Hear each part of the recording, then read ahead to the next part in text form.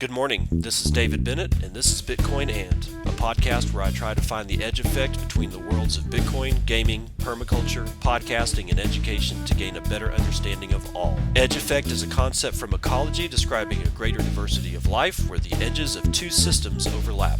While species from either system can be found at the edge, it is important to note there are species in the overlap that exist in neither system, and that is what I seek to uncover.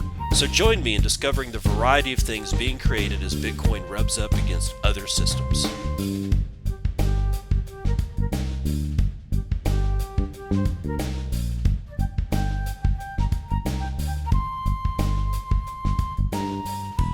It is 10:48 a.m. Central Standard Time. It is February the 20th, 2020. Well, it is for me. For you, it's probably the 21st. But be that as it may, I'm going to start out today with telling you guys a horror story. Yeah, like a ghost story or something like that. This is going to be from Saifedean Amos, and he's got a small tweet thread out, and it just reminded me of, well, we'll get into it. We'll get into it. First of all, the context. He's responding to a tweet Matt Boyd put out sometime on the 18th. What it is that Patreon apparently is now going to give creators cash advances on their subscription money. Read that as they're going to make loans at interest rates. I'm not going to read that story, but that's what's going on, is that Patreon is going to start making loans to their creators. What could possibly go wrong? Well, let's find out what Saif has to say about it. He says, the real value proposition of building a business is no longer in selling goods, but in selling debt to customers and profiting from the interest rate arbitrage. It's already getting a little spooky, huh? From 2017, quote, thus, credit card income now represents more than 40% of Macy's profit. That would be Macy's, the department store that is, I think they closed several stores a couple of weeks ago. He's linking to an article from Fool.com that says that their credit card earnings and real estate sales will drive more than half of their operating income in 2017. Okay, so that's 50% of their operating income. So 40 or 80% of that is going to come from credit card. The credit cards that they've been giving to their customers, that their customers are racking up debt buying garbage. Okay, so yeah, it gets a little bit more spooky. Saif goes on, issuing debt is the fiat standard's primitive version of mining Bitcoin. A financial institution that issues debt creates new money. Instead of needing to solve a proof of work problem, they just need to convince you to take on debt. That's easy and has lousy difficulty adjustments. Under the fiat standard, the world is drowning in debt because government makes debt into money. As I discuss at length in my book, people always have a strong incentive to increase the supply of whatever is used as money. Okay, he's shilling his book. What do you expect? Of course he's going to shill his book. There's still some good nuggets in here. And by the way, I like the book, so whatever. When rye stones were used as money, and that's rye, R-A-I. Overproduction eventually led to the use of gigantic stones that needed many men to move them, proof of work. When debt is used as money, every private and public entity's business model becomes interest rate arbitrage. Instead of continuing to monetize debt, Bitcoin allows us to monetize a hard asset whose supply can't rise. If hodling continues to outperform interest rate arbitrage, Bitcoin could be the technical solution that neatly and peacefully obsoletes the fiat standard. So and then he ends with this one. The fiat standard business model is as follows. 1. Find anything to sell, preferably at a loss. 2. Borrow from the Fed at 2% interest rate. 3. Give credit cards to customers at 20% interest rate. 4. People are in debt for stupid things they don't need, but it's okay because money loses value anyway. And number 5, GDP number go up. Why is this a horror story? Well, the reason I'm equating it to a horror story is beyond the general context of just how horrible this is. It's one of those things where I could see somebody, a couple of friends of mine especially, looking at me going, gee, you didn't already know this? Yes. Yes, I did. This is where the horror story, the horror movie story comes into play, where I can see a couple of teenagers who have been running for their lives and are, I don't know, trapped in some kind of spooky house, and they're most likely going to die because, as usual, teenagers in movies who are naughty apparently end up in a horror movie and then they get killed. But before they do that, they normally discover something that's really freaking horrific. And it usually goes like this, right? They scared little kids, scared little teenagers out for a party, and they're going to get axed. They're running from the axe murder. They've seen horrific shit already, and they walk into a room because they're looking for their friend, and their friend is in the middle of this trashed out, gray-toned room in the middle of it, on his knees, just upright but yet on his knees, just looking blankly, staring into the doorway in which they're coming through. They're like, oh my God, are you okay? And he doesn't say anything. And then as they get their flashlights and they spread it over his body, they notice that there's holes in the front of him, that he's bleeding, and they figure out that he's probably post-toasty. Ashen face, bleeding from several holes that they see. And all this is horrific. This is like, yes, I understand that people are getting credit cards and the people that are giving them their credit cards are borrowing the money at a less interest rate than what they're giving out. So they're actually making 18% on the whole damn deal.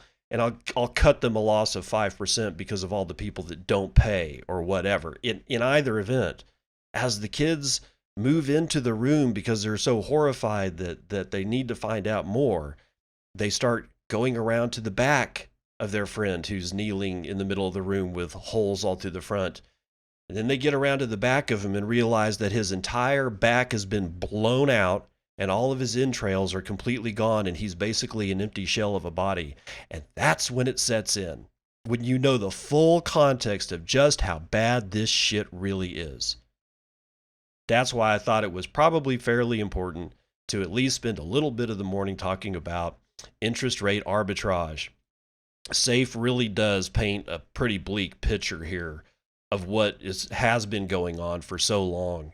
And because it's been going on for so long, so many things are dependent now upon that system staying in place that the horror will continue. Macy's making 40% of its operating revenue from credit cards is probably not the best thing in the world. That's gonna do it for the community news right now.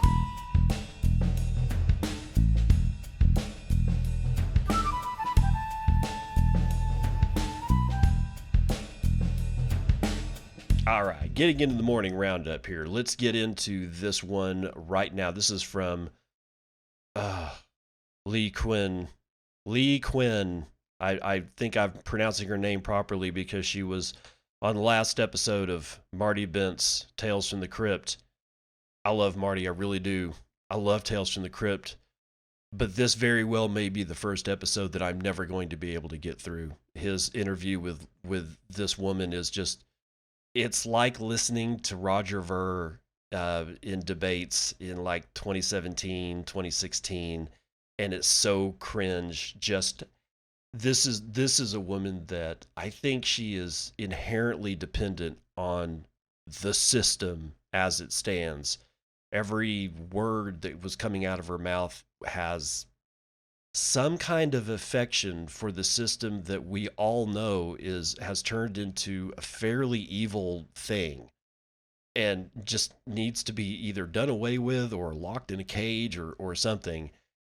Anyway, she's writing for CoinDesk.com February the 19th.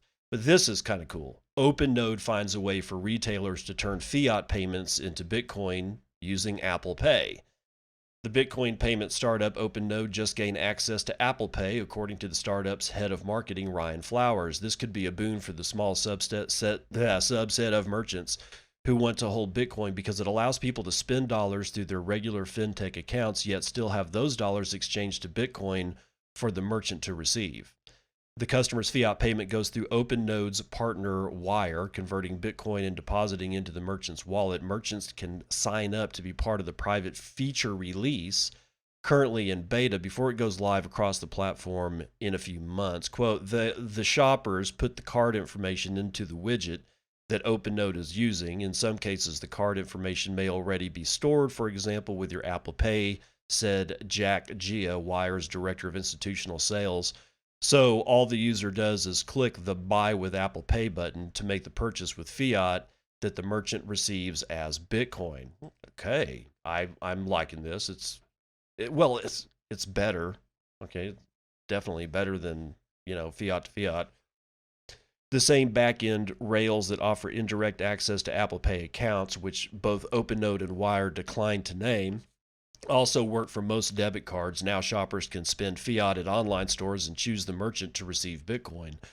This assumes shoppers are willing to take a few extra seconds to benefit the merchant rather than checking out with the Bitcoin button. So this might only suit merchants with a devoted customer base. Quote, our merchants keep some or most of their payments in Bitcoin. Merchants want exposure to Bitcoin.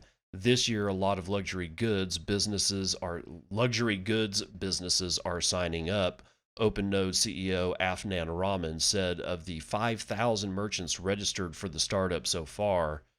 OpenNode's Flowers said shoppers are reluctant to spend Bitcoin because of the volatility, but demand among merchants for receiving the cryptocurrency has not dwindled. In particular, Rahman said the company has seen the most uptick in 2020 from merchants in India, South Korea, Japan, and China. He said OpenNode processes a couple of $millions worth of Bitcoin a month for such die-hard merchants. The startup will initially deploy the Apple Pay feature with less than a dozen merchant testers. Quote, we're rolling it out slowly to make sure the rate of chargebacks isn't high, said Flowers, describing contested credit card companies' return to customers. By this time next year, Wire and OpenNode hope to complement this feature with a full suite treasury management tool for merchants, Gia said. By relying on Wire, which has a money transmitter license, OpenNode will often offer merchants a Bitcoin savings account where they can earn interest and pay out invoices. Gia said this would be offering the same function as a bank with the option to cash out Bitcoin to a personal wallet. Quote, we're not looking at revenue right now as much as building up infrastructure. These are all layers on top of the banking system, so connecting these networks to the Bitcoin network through infrastructure is more important right now, Gia said, referencing debit cards and Apple Pay. Apple didn't offer any comments by press time. So again, the hooking up of the legacy system to Bitcoin continues unabated, and I don't know. That's sort of, I'm gonna call it good news. I'm just gonna go ahead and call it right now as good news because I think the infusion of Bitcoin into the legacy system is probably the only thing that's going to keep the legacy system even remotely relevant in the next 20 years. And if they want to remain relevant, then they're going to have to hook themselves up to Bitcoin in any way possible. The whole thing, not just this Apple Pay thing, but generally speaking, the Bitcoin to fiat conversion and vice versa on the fly when you're making a payment, to me seems a little kludgy. It's I don't know. It seems a little kind of ham-fisted a little bit. Certainly not very subtle, but whatever. I mean, the innovation of the human species will also continue unabated. So we'll have to see what new and improved systems come online in the future. Now, this one is from Forbes. Powell Koskowski. He's saying that Europe's new AML directive means banks can no longer shut crypto out, and this was written sometime February the 20th. I'm going to go ahead and skip just a little bit to where he gets into the meat of this thing. The FATF recommendations only require financial institutions to terminate customer relationships on a case-by-case basis where the money laundering and terrorist financing risks cannot be mitigated. It is, however, not in line with the FATF standards to cut loose entire classes of customers without taking into account seriously and comprehensively their level of risk or risk mitigation measures for individual customers within a particular sector. Nevertheless, it remains a widespread problem for crypto, but this may be about to change thanks to the European Union's much awaited, I'm not awaiting it, fifth anti money laundering directive, or AMLD 5. Under the directive, which entered into law on the 9th of July 2018, virtual assets and virtual asset service providers are now recognized as obliged entities, the same designation as banks, payment processors, gaming, and gambling businesses. This means that, provided these crypto businesses can show evidence of compliance with relevant regulations, they must be treated in the same way as other businesses. Let me explain why this is so important. Oh, please do. Under AMLD 5, banks must manage the AML risk related to the specific counterparties they work with. They cannot refuse services simply because an entity belongs to a particular sector such as crypto. Cases must be assessed individually, so a bank cannot refuse services just because a counterparty, for example, is a cryptocurrency exchange. Now, I'm going to hold up right there and at least posit the fact that this guy is completely wrong. The reason is precedent has been set that if you are an adult film worker or in the adult entertainment industry, I read that as pornography, you have been shit canned all over the place by many different banks because you are part of a sector. So I'm not all that convinced that this is going to be the, I don't know what the golden bullet or silver bullet that fixes all of our little problems, just because I don't know, like I said, precedent has been set. But nonetheless, continuing, this is both a challenge and an opportunity for the crypto asset space. In order to reach its true potential and positively reshape the financial industry, blockchain must accept, even welcome, the scrutiny of global regulators. No, absolutely not. It is incumbent on those of us developing solutions based on this technology to work constructively with governments and regulators, as well as financial institutions, to build over time a regulatory and business framework that recognizes the fundamentally new reality of crypto. We can use AMLD 5 as a starting point to show the wider world our seriousness and commitment to transparency and delivering real solutions. It is just as important for governments, regulators, and incumbent financial sector businesses in particular not to let their lack of familiarity and, in many cases, comfort or discomfort lead them to unfairly stifle the legitimate growth of the technology. De-risking should never be an excuse for the private sector to avoid implementing a proper risk-based approach in line with the FATF standards. This has been emphasized by the FATF on a number of occasions, clarifying that the standards require the application of a case-by-case risk-based approach as opposed to wholesale de-risking. AMLD 5, therefore, is a positive development for crypto businesses. It is now essential that founders and developers work with regulators from the EU and elsewhere to establish over time precedents for cooperation that work for everyone. All sides must be respectful in this enterprise, and while I believe AMLD 5 has its shortcomings, I am confident it can be an open door for crypto companies and can gain a foothold in the mainstream financial sector in a way that helps our industry and the broader economy grow and thrive. It is my hope that with this new directive, the EU is signaling to financial sector businesses that crypto must be treated like all other technologies, fairly, on a case-by-case basis. It is past time for incumbents to stop tarring all blockchain platforms with the same brush and instead start working with us to deliver solutions to our customers. And Powell, whenever it is that you get off your knees and you're finished servicing the powers that be, we'll have a discussion, because all this shit is doing your duty to the boot wearing people. The whole way this thing reads is, I don't know. Honestly, while I was reading this, I'm very much reminded of where I am in the middle of that episode with Marty Bent and Lee Quinn.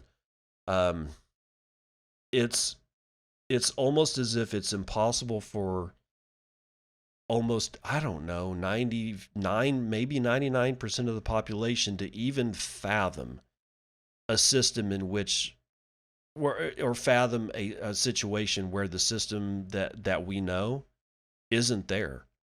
It's like it's incumbent upon us to just say, okay, even though we know all the shit that we see is wrong, Macy's making 40% on credit cards instead of selling dresses. No, no, no. And I'd be lambasted by some people that I know by saying, but it's a business model. Do you have a problem with the business model? No, I got a problem with a retailer not being in retail. That's what I have a problem with. I have a problem with people who are run businesses that used to manufacture shit, but now all they're doing is doing interest rate arbitrage. Are you a bank or do you sell dresses? Honestly, no. And we can, where I stand on most of the stuff with the Fed and all that. So I won't get into that, but this these sentences that I was reading you really kind of difficult. We've got to comply. We've got we've got to look like we're serious. No, we're very serious. This shit was serious from the day it dropped. It is. Stop thinking that it's not. Bloomberg flops in debate debut. FTX prediction markets react. Now, I talked about FTX yesterday, and this is just a little bit more of it. This is a tiny article, but I thought it was interesting to get back into the old FTX thing and see just how it's working after 24 hours of after I talked about it. Mike Bloomberg's disastrous performance at last night's Democratic debate saw his FTX futures contract for presidential win plummet. FTX has developed futures contracts for Donald Trump and 5 of the remaining Democratic candidates. Those contracts are named after the potential Democratic nominees. There's Bernie Coin, Pete Coin, Biden Coin, Warren Coin, and Bloomberg Coin. All contracts pay $1 for a win. The Trump contract costs around 63 cents, indicating 63% of contract purchasers expect him to win the election. Given they have yet to be nominated, the Democratic candidates are priced substantially lower, with Bernie Sanders at 20 cents, Bloomberg at 10, Biden and Buttigieg at 4 cents, and Elizabeth Warren at 2. Following the debate in Las Vegas last night, most candidates' contract prices remained largely unaffected. Michael Bloomberg was the exception, with his contract plunging from 14 to 10 cents. So he lost 4 points. He lost 4 points on his expected bid to become the United States president. Election prediction contracts represent a mere fraction of FTX's overall volume of roughly $786 million. So the crowds upon which the wisdom is based are too small to suggest the predictions should be taken too seriously. Much larger prediction markets have, however, proven surprisingly accurate. Users of Augur, the Ethereum-based decentralized predictive market, for example, correctly predicted a range of recent political events, including the 2018 midterm elections, Brett Kavanaugh's confirmation, and Trump's impeachment. Augur is currently offline ahead of an upgrade. Nevertheless, the data available shows that expectations for Bloomberg slid drastically during his debut debate. Whether Sanders' frontrunner or status was shored up as a result of his performance has not been reflected in FTX's prediction market.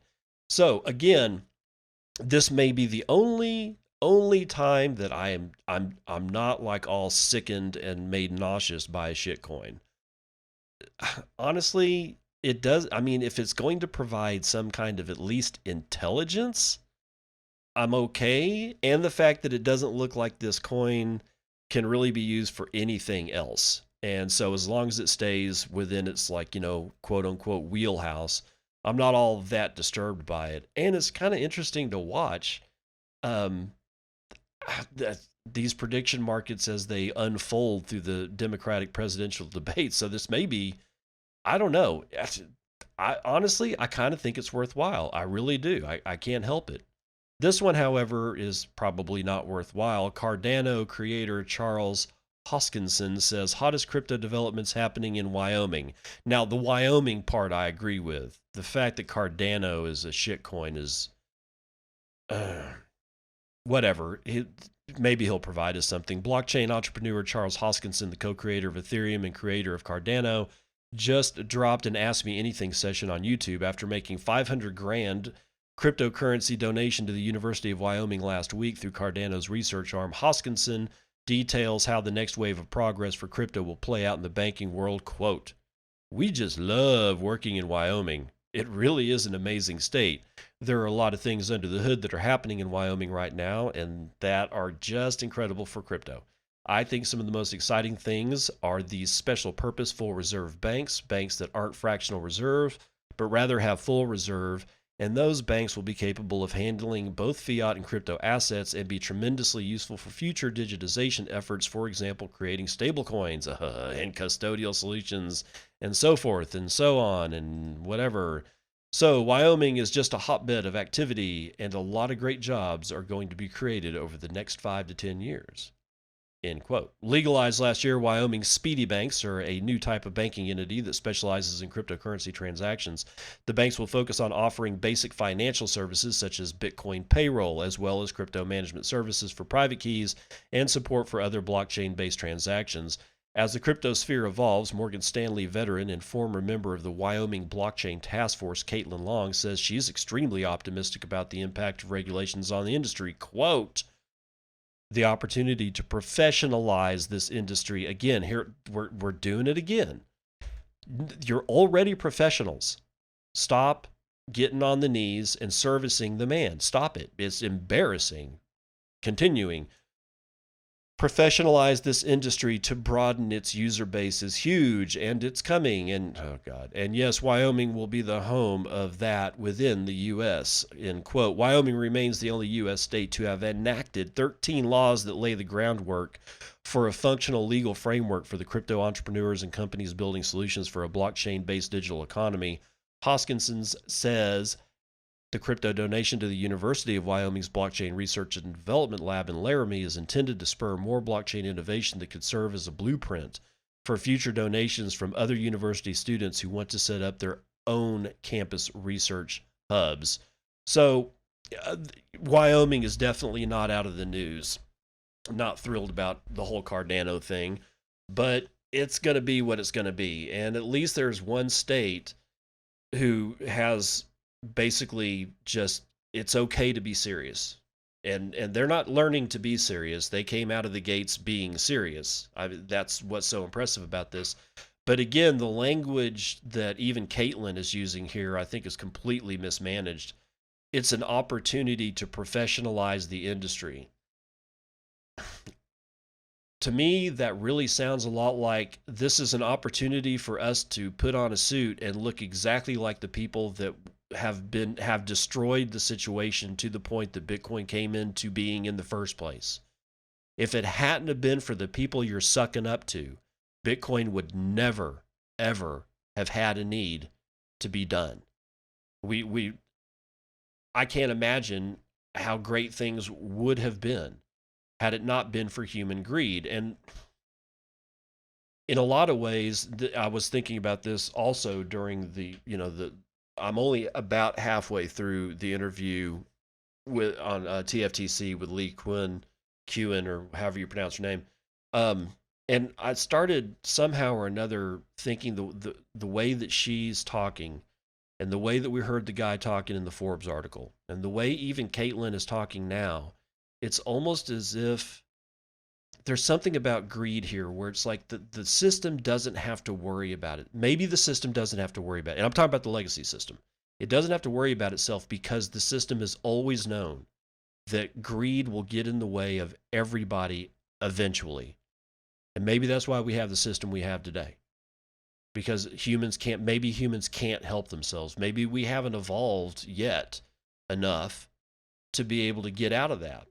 In my opinion, Bitcoin is the first, best, and possibly last hope that we have to go through an evolutionary turn of the wheel, so to speak, where we have a chance to actually be ethical.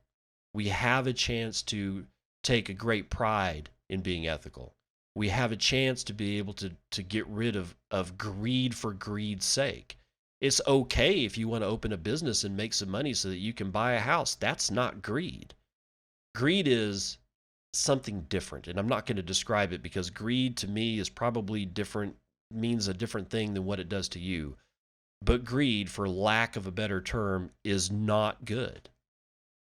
Interest rate arbitrage by a retailer that sells socks is not good. Using terms that make us sound like we're little kids that are fighting to become, part of the World Economic Forum. Dude, no. Stop it. We're the professionals, not them. Keep that in mind, guys. And keep that in mind during this one. Brazilian central bank promises instant payments platform to compete with crypto. This is Cointelegraph's Samuel Hague writing sometime on February the 20th. The BCB has announced a plan to launch a new near-instant payment system during November. The platform, called the Brazilian Instant Payment Scheme, and scheme is probably a good word for it, also known as PIX, P-I-X, will facilitate peer-to-peer and business-to-business transactions in 10 seconds or less via mobile phone, internet banking, or select ATMs. According to a press release published February the 20th, it is mandatory for all financial and payment institutions licensed by the BCB to provide their 500,000 active customer accounts with the functionalities required to facilitate PIX transfers. So it's mandatory. Oh, again, ethics. The release states that transactions will be executed by using a QR code or by entering identifying information such as a cell phone number, email, or taxpayer identification number, also known as Social Security number. According to the local media outlet Livecoin, BCB President Roberto Campos explicitly stated that the platform is intended to compete against distributed ledger-based payment systems while speaking via video conference at a launch event in Sao Paulo. Quote, PIX came from a need for people to have a payment instrument that is both cheap, fast, transparent, and secure. If we think about what has happened in terms of creation of Bitcoin, cryptocurrencies, and other encrypted assets, it comes from the need to have an instrument with such characteristics, end quote. Can you guess why? Campos described the PIX platform as a top priority for the central bank during 2020. He added that PIX will be more efficient and help to remove from people this need to have physical money, as this generates a great cost for society, end quote. Well, if you'd stop inflating your shit, maybe you wouldn't have to print so much and cut down so many damn trees. It's your fault you're just deforesting the lungs of the planet, not ours. The BCB's website states that the bank and the National Treasury Secretariat signed an agreement earlier this month that will see Brazilian citizens able to pay federal taxes using PIX from November 2020. The release adds that the government intends to issue payments such as income tax refunds, social benefits, and grants using the platform in future. Oh, I have no way I'm going to be able to pronounce this one, so bear with me. João Manuel Pinho de Mello, the director of the Central Bank of Brazil's Financial System and Resolution Organization, predicted that PIX will comprise the catalyst for a financial revolution within the country, stating, quote, instant payments will bring a major revolution in Brazil along with the other measures that the BC has been taking, open banking, for example. That's the end of that. But that's not the end of my commentary. Come on. Payments is not it. It's not payments. It's sound money. There's a difference. I can use money as a payment, but I can also use it as a store of value if the truth of the 6 or 7 characteristics of money hold true. And I can't find any problems with those. Being a store of value is definitely one of them. Being able to make a payment with the same thing while you're destroying the value only means that I have to get rid of my money faster, and you're giving me the ability to get rid of my money as fast as humanly possible. I mean, shit, there may be an argument for having a slow payment system, maybe, except for the people who are losing their value. In either event, you're giving me a bigger drain for my garbage, for my garbage money because you're turning it into garbage. It's not the end rail that I have to worry about. It's at the beginning that I have to worry about. When you guys keep printing money, I don't need a better payment system. I need a better money. Start with the money. So this to me is sort of like one of the first death throes that I see being exhibited by the legacy fiat system. We're going to see a lot more of this. I expect it to be like an avalanche of systems that are payment based. When it comes to, oh, look at our new system, it's all going to be about payments. They're certainly not going to say a damn thing about making a better money that doesn't lose its value, or saying that, you know what, we've really screwed you guys up. We've screwed up your future and your children's future. We've destroyed the time that you've spent on this planet by making it worthless. If I hear that, I'm going to be interested. Because I don't hear that specifically, in this particular article, all this is a death throw. That's all it is. Let's get into the vitals.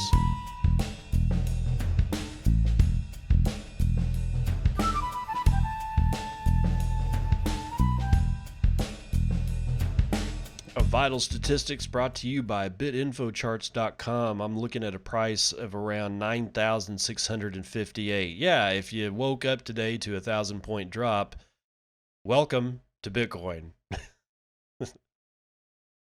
Cocaine on the right, hookers on the left. There's beer in the fridge. Wow. So let's see where our high is. Do we have a high? Nope. It looks like that is our high. I don't know where it's at, though. Our low, however, is over at P2P B2B at 9,624, so way tight trading range here. 313,000 transactions in the last 24 hours gives us an average of 13,300 transactions per hour. 971,000 BTC were sent in the last 24 hours, giving us an average sent per hour of 40,500. Average transaction value is 3 BTC, and the median transaction value is 0.034 BTC. That's about $325. Block times are high. Gee, can you wonder why? 11 minutes, 15 seconds, 0.22 BTC have been taken in fees on a per block basis, and 28 BTC have been taken in fees overall in the last 24 hours. Hash rate dipped considerably by 8.9%. That brings us to 103 exahashes per second. That's a hell of a drop. The last time nobody did anything to Bitcoin was sometime today, February the 20th. Ethereum is at 256, Bcash is at 366, BSV is at 287, Litecoin is at sub 70 at 69.64. Ethereum Classic lost its ass to $8.79. Dogecoin took it on the little furry chin, 0.0026. And that's going to do, wait a minute, do they have volume? Yeah, their volume, transaction volume is beat Litecoin. And yeah, that's really about it. So there you go. Now let's see what my node has to say. My node tells a different story. My node's hash rate is sub 100 exahashes. It's at 98.5 exahashes per second. Pretty stacked mempool, 32 megabytes. We have about 14,300 unconfirmed transactions. The last 10 blocks all are full. Lightning Network looks like we have, 11,570 nodes. We have 36,349 channels, and we have a network capacity that has remained the same in BTC, but has lost about, $100,000 in liquidity. We are at $8.5 million in liquidity if you're using US dollars to measure that. The number of new nodes that came online is 11. That represents an 83% increase in the last 24 hours. And new channels has decreased by about 25%. We only have 90 new channels that came online in the last 24 hours. There's your vitals.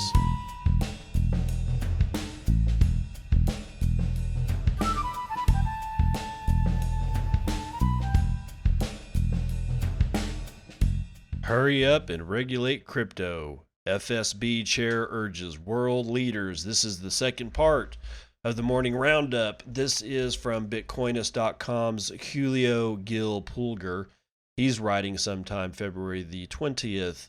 The Financial Stability Board, FSB, is asking global finance ministers to step up their efforts in creating regulatory frameworks for crypto and other innovative digital payment systems. Crypto assets and their underlying blockchain technology have already disrupted the financial world to a great extent. As a result, world business leaders are now panicking as they fear that digital technologies are gaining such a moment that could eventually shatter the financial markets as we know them.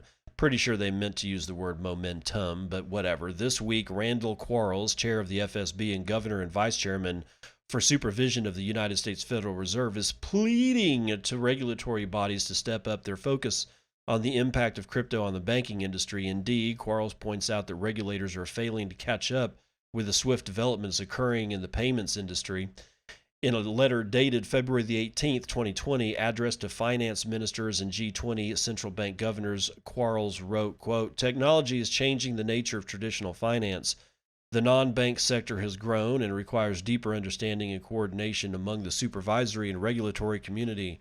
Pressures that can lead to market fragmentations exist. Concurrently, important supervisory and regulatory issues require attention," end quote. Quarles highlights the speed of technological advances occurring in the crypto payment sector and the advent of stablecoins, and he ensures the FSB's resolve to, quote, "quicken the pace of developing the necessary and regulatory and the supervisory responses to these new instruments," end quote. In his letter, Quarles promises to issue a draft report on these regulatory issues in April 2020. Moreover, Quarles believes that crypto tokens used as payment substitutes might become globally systematic, not least because they fill needs not met by existing cross-border payment systems.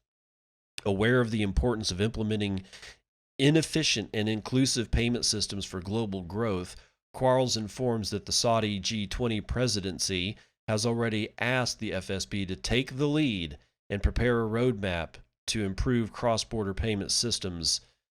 Yes, again, death throes. Maybe not death throes as much as getting backed into a corner kind of thing. I mean, here the real issue is that we've seen technological development over the last 20 years in so many sectors, and nobody real. I mean, okay, the recording industry, records and music industry in general, they bitched. The movie industry bitched, and this was all happening with, oh God, like torrent sites and, LimeWire. And there was, and for the amount of pirated software that I was able to, see across my screens on stuff like LimeWire, the software industry, I didn't really see them kicking and screaming. I don't know why, but they weren't kicking and screaming like the music and the movie industry or the entertainment industry in general. And then there was a lot of other stuff, like the internet really disrupted, newspapers and magazines, and they bitched and moaned. But the difference here is that there were so many industries that were kicking and screaming and gasping for air because of technological innovations coming at a pace that they could not keep up with. None of them had any real power. This time it's different. I'm going to say that, and I'm 100% absolutely certain that what I say is true. This time it's different. Why? Because we're poking a bear. And the bear has very long and very sharp claws. It has 4 sets of them, plus a mouth filled with teeth. And it's big. It's a big son of a bitch. And it has a tendency to be able to hibernate and be okay, like during long, lean winter months. I mean, when you think about it, a bear is almost a perfect predator should it choose to be a predator, because it's vicious, it can kill large amounts of things, it eats a fill and is able to go to sleep for 6 months and be completely fine. You can wake up after whatever devastation has occurred in the winter time to everybody else and stretch and yawn and go out and do all this shit over again. So essentially, if we look at it as a bear, we get to see the true nature of what's going on here. We're poking this thing, and it's completely armed. These things are really hard to kill, and if in this particular case, this time it's different situation. Yeah, now you're going to see the fight. Now you're going to see the people that could have stood up for all the other industries that were whacked by technology, but this time they're going to stand up, and this time they're going to protect themselves. It's going to be different. It's going to look different. It's going to be interesting. That's all I got to say about that one. So now, oh God, Cointelegraph really needs to get rid of this banner from Right. I'm sick of seeing them advertise the CoinGeek conference in London. It's just disgusting. But Connor Blenkinsop is writing for Cointelegraph sometime on the 20th of February. Crypto wallet vows to offer BTC withdrawals to credit cards. A multi-currency wallet has announced that it will allow users in the European Union to withdraw Bitcoin to their Visa credit cards. Lumi Wallet, L-U-M-I, says that its new feature has been built with simplicity in mind.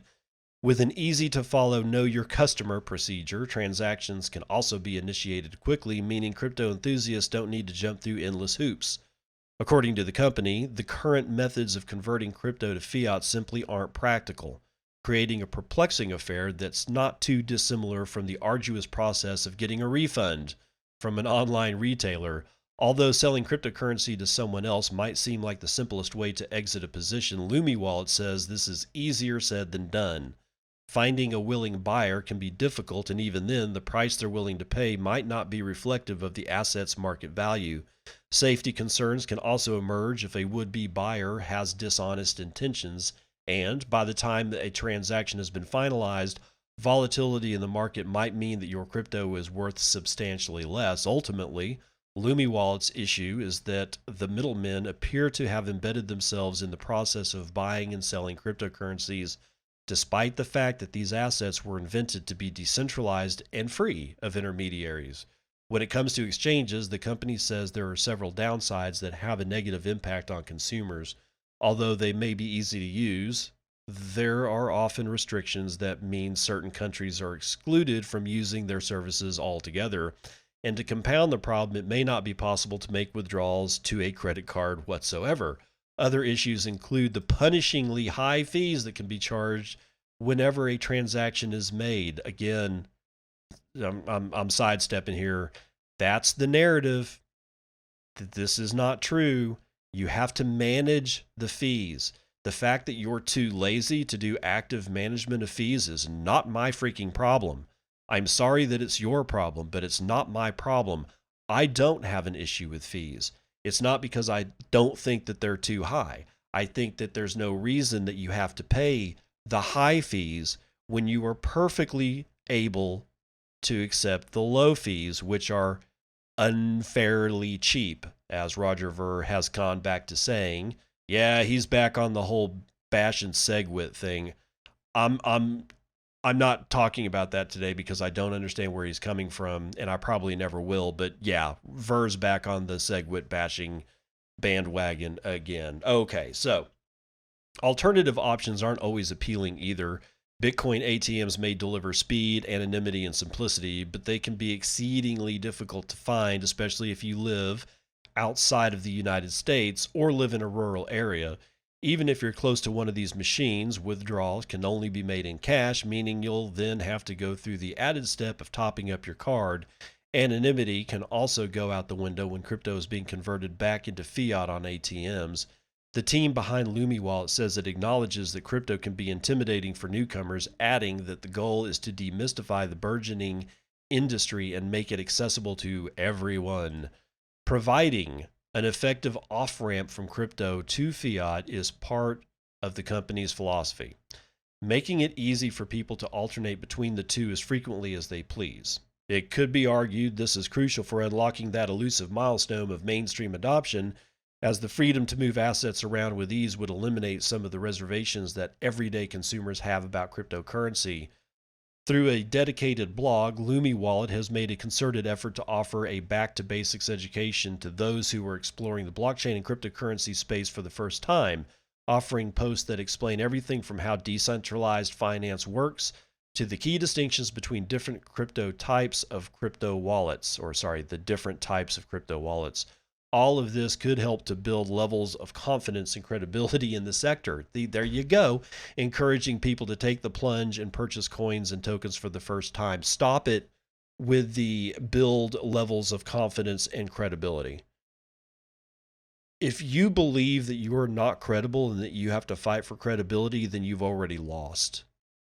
You've already lost. This cryptocurrency profits every time someone dies from coronavirus. Man, you want to talk about macabre coin. Wow. Decrypt.co's Matt Husey is writing sometime February the 20th. A group of developers has created a token that goes up in value every time someone is infected by the disease to help raise awareness. Of course, it's about awareness, people. We're certainly not in it for profit, are we? Yeah, I talked a little bit about this yesterday, but this seems to have a lot more information about clarifying what this whole CoronaCoin that I talked about yesterday is. While the world continues to fret about the coronavirus, a group of crypto enthusiasts has allegedly built a currency that allows hodlers to profit from the pandemic. CoronaCoin, or the NCOV coin, NCOV is the ticker, although I'm not sure if it's on any exchange, according to a post on Reddit, is a token built on Ethereum, of course, because we need the scam platform that goes up in value the more people the virus kills and infects. Man, geez, good God almighty. The project, according to Sonny Kemp, an admin for CoronaCoin's Telegram group, was formed by programmers and activists on the short bus of the internet, also known as 4chan, the controversial forum that helped spawn the hacker collective Anonymous. Quote, "We developed the world's first blockchain that tracks the spread of the virus based on its token supply. The token supply started at 6.7 billion and is burned every 2 days to keep up with official WHO statistics," said Kemp, WHO being the World Health Organization. The company's website promises to donate funds to the Red Cross to help efforts to stop the virus from spreading and buy fuel for the private jet that their CEO runs around in. That's me, not the story, but that is the truth. The token supply is based on the world population, 7.6 billion people, according to the company's Discord site. Every 48 hours, the token is burned to reduce supply in line with reports on the coronavirus's spread. This deflationary measure is designed to push up the value of the remaining coins as more are burned. Token features, this is a little excerpt from, I guess, their website or probably from the short bus of the internet, also known as 4chan. The token features are 4, transparent blockchain recorded burning process, portion of funds will be donated to Red Cross for NCOV relief, limited airdrop to raise awareness, see below, and work in progress. We're developing a game. Accumulate NCOV to play. Freaking people. The benefit of documenting the spread of the virus on the Ethereum blockchain is that it's uncensorable. No, it's not. It is very censorable. We saw that with the DAO moving on. People behind the Great Firewall can view the real death statistics by checking our token contract on etherscan.io, said Kemp. The front page of the website has an interactive map tallying the total number of infections. At the time of writing, it's Saturday. It's at 71,030. According to Etherscan, there are nearly 600 addresses that have bought CoronaCoin. So we have 600 bag holders out there, people. Oh, God. The team took 9 days to build the project and are currently developing a strategy game that uses the token. Quote, "We intend to launch tip bots so people can spread coronavirus on social media. This will help build public awareness," said Kemp. Quote, "A portion of the funds raised will go to charity. This is our goal to spread awareness and help fight the virus. For example, we are currently in talks with a biochemist who is working to develop drugs to fight the virus." It hurts to read. These are the kinds of partnerships we want to build.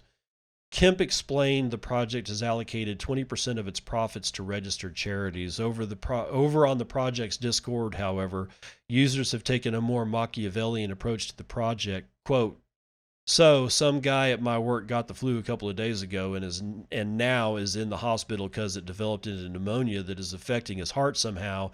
If he dies, I suggest we add him to the burn count, one user said. When asked whether this incentivizes people to falsely report or worse, encourage the spread, Pete Weathers, the admin on CoronaCoin's Discord channel, said, it has been brought up before and we recognize that aspect of the project. We would never advocate for anyone to do such a thing, obviously. It would be morally and probably legally wrong.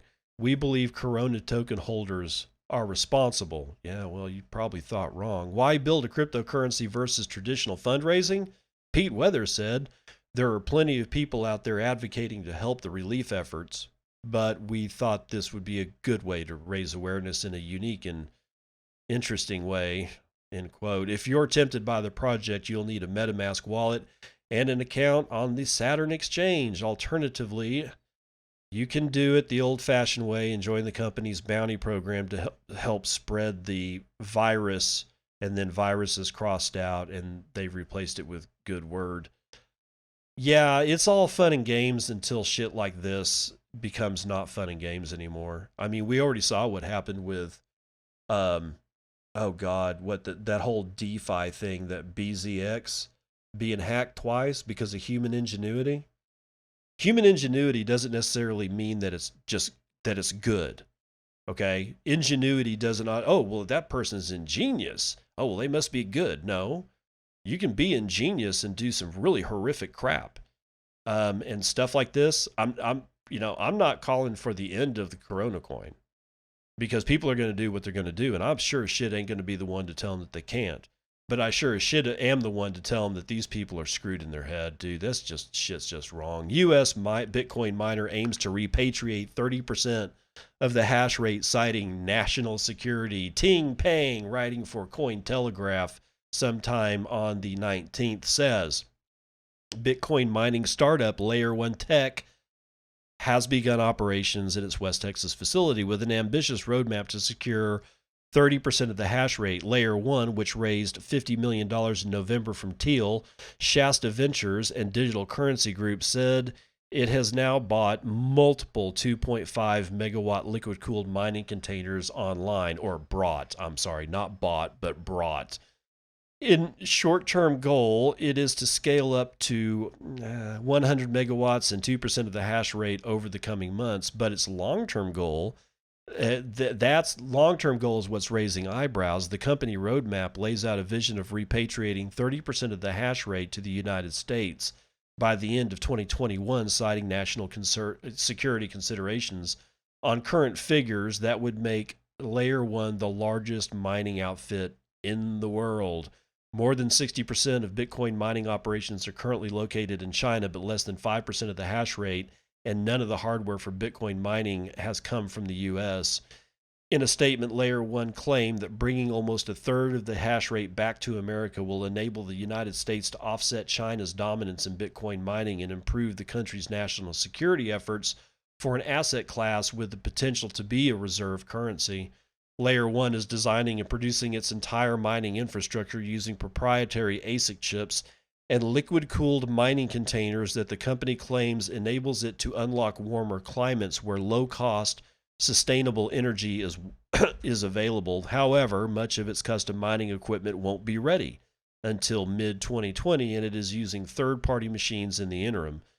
Co-founder and CEO Alexander Liegel, Liegl, I don't know how to pronounce it, said the company was already profitable in the short term and would thrive when others faltered as a result of Bitcoin block reward halving in May. Quote, from hardware to energy, we've redesigned Bitcoin mining from first principles to control every profit and cost lever across our technology stack. Far too many mining operations still work from a playbook stuck in 2017. The halving will be a death knell for many of them. Okay. He's probably not wrong. It'll be interesting to see if these guys also survive, but it may be a situation where completely new models you have. Okay, let's say it this way. You've got a mining operation and you have a profit model on that mining operation, and then you operate that way for 4 years and a halving occurs. Given your operational expenditures and your capital expenditures, can you remodel down to half of the revenue, essentially, because the Bitcoin halving halves the amount of Bitcoin that you can get from at any given time? Would it be better to completely reimagine your Bitcoin mining model every 4 years? So, like, for instance, these guys look like they have modeled themselves for a 6.25 Bitcoin per block solve now, and then they'll be able to do that for 4 years once the halving occurs. During that 4 years, will layer one have will they devote enough time, energy, and resources to refiguring their model to what would it be 3.175 Bitcoin, and then recalculate all of their capital expenditures and operational expenditures from that? Because if they're not, then this may be a situation where companies just die every 4 to 8 years. I don't know. It seems like it's worthwhile to look at recasting your entire profit model every 4 years in an environment whose profit changes, well, every 4 years, whatever. Gemcoin scam reminds investors all that glitters is not Bitcoin. No, dude, none of it is Bitcoin, whether it glitters or is an obvious lump of crap like Gemcoins. So this is Christina Combin. She's writing for Bitcoinist.com sometime the 20th. The latest unscrupulous villain to plead guilty to cryptocurrency fraud is a man from Southern California. Steve Chen lured investors out of $150 million through a fake cryptocurrency called Gemcoins, supposedly backed by precious gems and amber from his company's mines. Oh, mercy. Oh, my God. Serial entrepreneur and fraudster Stephen Chen owned 7 companies in total in Arcadia, California. These included U.S. Fine Investment Arts Incorporated, which issued a digital currency called Gemcoins. The coins were allegedly backed by stones from mines his companies owned in several different countries, including the United States, Mexico, the Dominican Republic, and Argentina. The web of deceit was intricate enough to entice almost $150 million out of 70,000 bag holders worldwide, according to local Los Angeles NBC. Also, Gemcoins were in fact backed by nothing more than the rhetoric and skilled marketing. Also, a half-finished sparkly website that claims, quote, Gemcoins are tokens based on the Ethereum scam chain technology. It is the core asset of the new Gemcoin marketplace. Users possessing Gemcoins can exchange them for buying digital goods on the marketplace. U.S. Attorney Nick Hanna said in a statement, quote, Mr. Chen's promises to investors were as worthless as his non-existent mines and phony digital currency. Who's on the team here? Because it's like it gives a screenshot of the, oh my God. It contains a wickedly convincing team page and a roadmap with a lot of lorem ipsum. All right, so there's 4 people that are in this screenshot. Tino Giuliano is a founder. He's also given the title of idea promoter, and literally there's lorem ipsum in the description under his name, as it is with Evelyn Schneider, who's the CEO and co-founder, and Henrik Ansgar, who's the CEO and marketing, and Dao Zhang, the technical director. Every single one of them has lorem ipsum in their description, and it's the same one. It's lorem ipsum dolor sit amet Kusta Qatar, all this blah blah blah blah blah. It's literally lorem ipsum. This was on their website. 70,000 bag holders, people. That's how easy it is to scam the human condition. Keep that in mind the next time anybody says anything to you. Charged with duping investors through his faux cryptocurrency scheme, on Wednesday, Chen agreed to plead guilty to federal charges. These include 1 count of tax evasion and a further count of conspiracy to commit wire fraud, according to the United States Attorney's office. Chen is slated to appear in court next month. Due to the severity of the fraud, he could face up to 10 years in federal prison. Hannah added, quote, "This case should remind all investors that trappings of success may convey legitimacy, but everyone should exercise extreme care when considering giving hard-earned money to any outfit promoting trendy products and extravagant profits rather than put investors' money to work for them." Chen used the millions of dollars to fuel his gambling habit, pay off his debts, and finance his, you guessed it, lavish lifestyle. New investors were lured into the scheme, Ponzi style, by being offered bonuses including luxury cars, cash, homes in LA, and even EB-5 visas for immigrant investors, according to Bloomberg.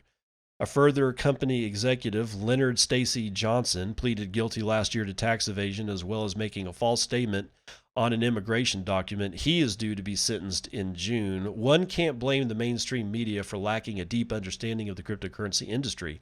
However, choosing an image of Bitcoin to headline the story is ignorant at worst, irresponsible at best. Oh my, that's kind of interesting. Choosing an image of Bitcoin to headline the story is ignorant at worst, irresponsible at best. Unfortunate association with Bitcoin. Yeah, I'm sorry, I didn't mean to get off into that, but it continues. For a general public still struggling to shake off negative connotations with Bitcoin, news outlets like these only serve to fuel the myth that Bitcoin is a tool for scammers and criminals. The Gemcoin scam had absolutely nothing to do with Bitcoin. Had investors placed their dollars into the number one cryptocurrency instead of thin air, they would have actually made sparkling gains. People really need to spell that with a Z from now on.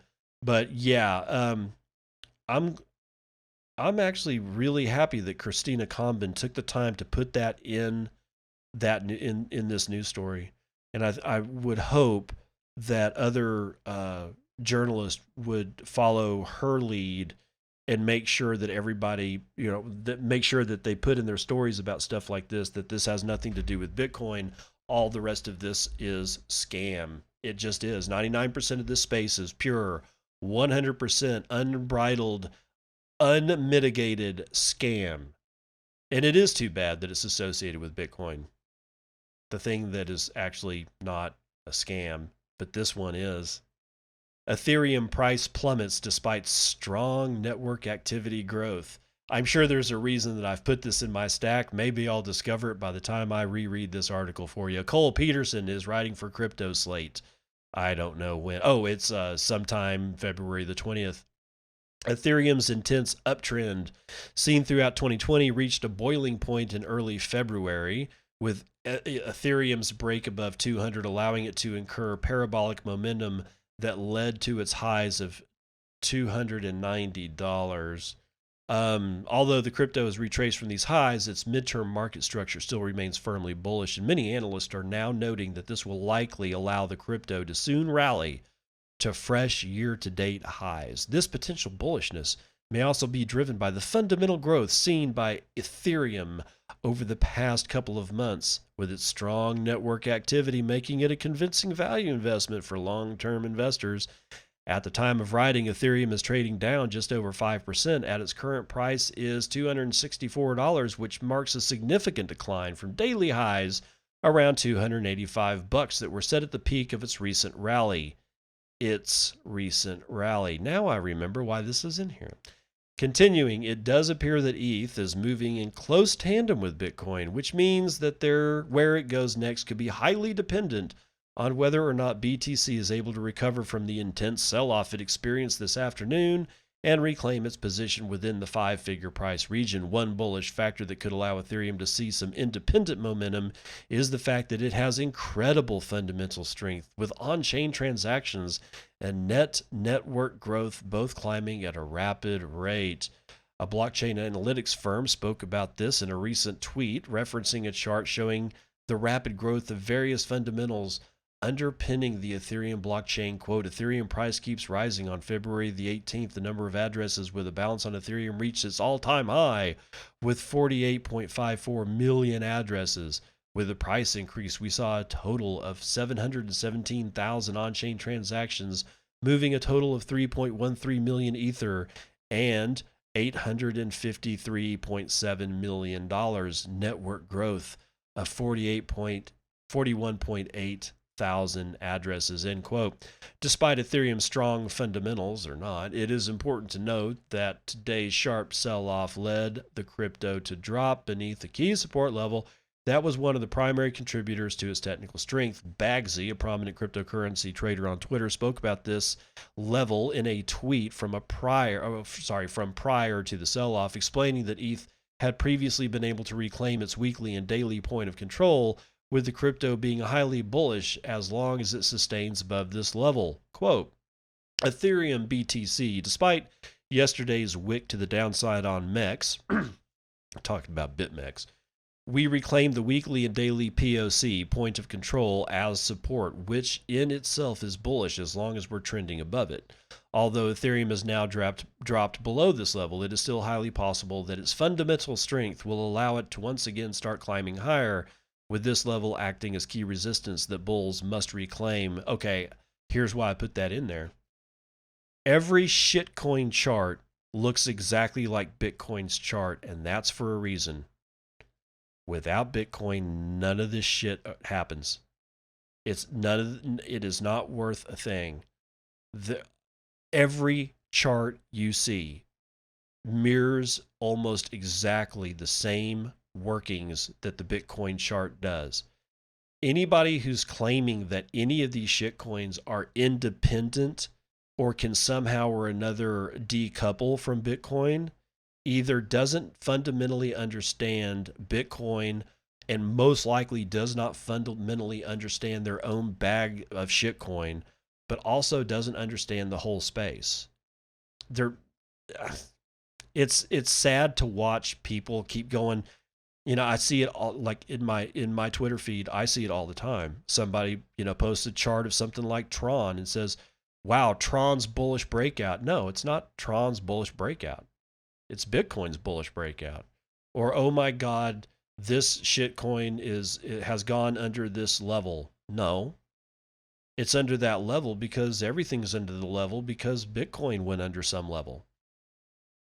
If you want to trade shitcoins, be my guest. All you have to do is read one chart. You only have to read the Bitcoin chart, whatever it's doing. If Bitcoin flashes a sell signal and you're a trader and you've got bags of crap, then sell all your bags of crap.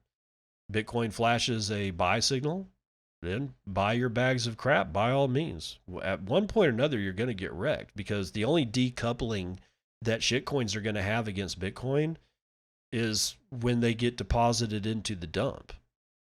I wish, if you're a shitcoin trader, I know you're not listening to me because it's well evident that I am not a fan of any of this crap, except Doge. I like Doge. Hey, kill me, whatever. But I don't trade it. Why? Because to me, it's like a vase I keep on the mantle. It's for looks. It has absolutely no. To me, I don't trade it. I don't buy anything with it. I don't sell anything for it, and I never will. To me, it's just like a picture on a wall. It's pretty to look at. I got a soft place in my heart for Doge, but that's it. As far as the cryptocurrency is concerned, it's bullshit. It's like all the rest of this crap. So, be very careful out there, people, when, if for whatever reason somebody posts a chart that says, oh my God, Ethereum is going to do this.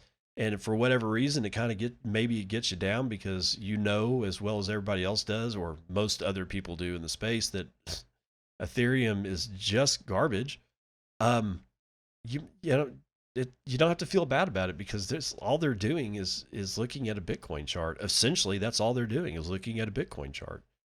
So I don't know. Oh, if you doubt it, go get the top 20 shitcoins and then put them into Photoshop and somehow or another make them like, half, well, you could do it in Photoshop easily.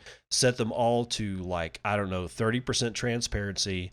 And then in the background at full transparency, set the Bitcoin chart, use the exact same time scale and use the exact same size screenshot, lay them all over on top of each other. And you tell me You tell me where you actually find any kind of decoupling, and go back.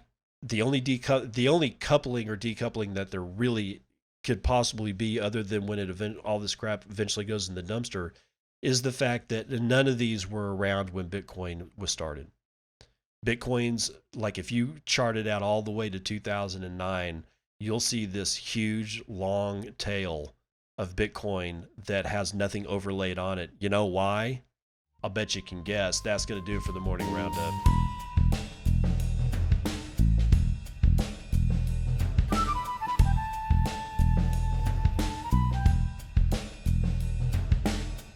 Okay, your daily train wreck is brought to you by Colin the Crypto Ocelot at Colin the Crypto 1.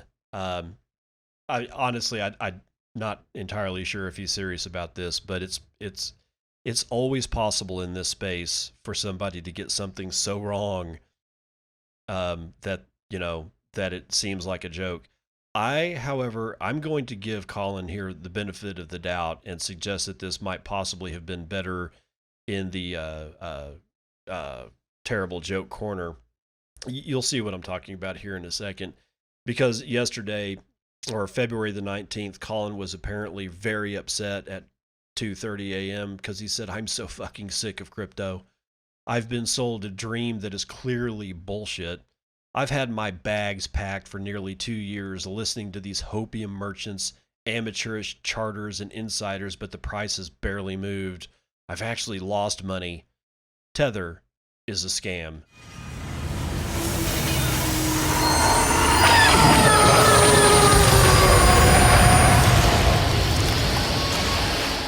That's the Tether part is why I think it's possibly a joke. For those that who don't know, Tether, while being a cryptocurrency, is a stable coin. Well, supposedly a stable coin. It does oscillate, but it's supposed to have a dollar peg, meaning that one tether is about $1, and it's a way that you can get in and out of crypto exchanges fairly easily without actually going all the way into fiat. So the fact that he's sitting on bags of tether expecting to make a profit, I think, is the joke. That's why, I mean, unless you were really, really, wet behind the ears, like born yesterday in this space, then maybe, possibly, I could see that you might take this, or that this might be serious, but I doubt it. I'm pretty sure Colin, the Crypto Ocelot, knows better and that this is just a frickin' joke. Still, though, makes for a nice smoldering pile, does it not?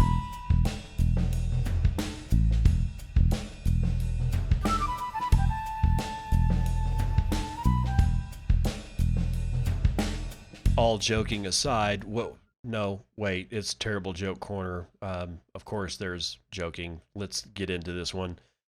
Dad says jokes. I like telling dad jokes even though I'm not a dad. I'm a faux pas.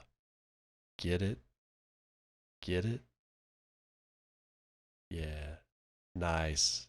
That's actually one of my favorite ones. But that brings us to the end of episode, what is this, 203 of Bitcoin, and yeah, okay, we're at 9,485. We're smoking a giant dick on this entire red dildo candle.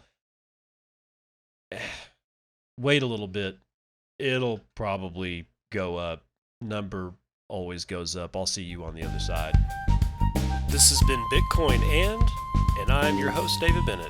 I hope you enjoyed today's episode and hope to see you again real soon. Have a great day.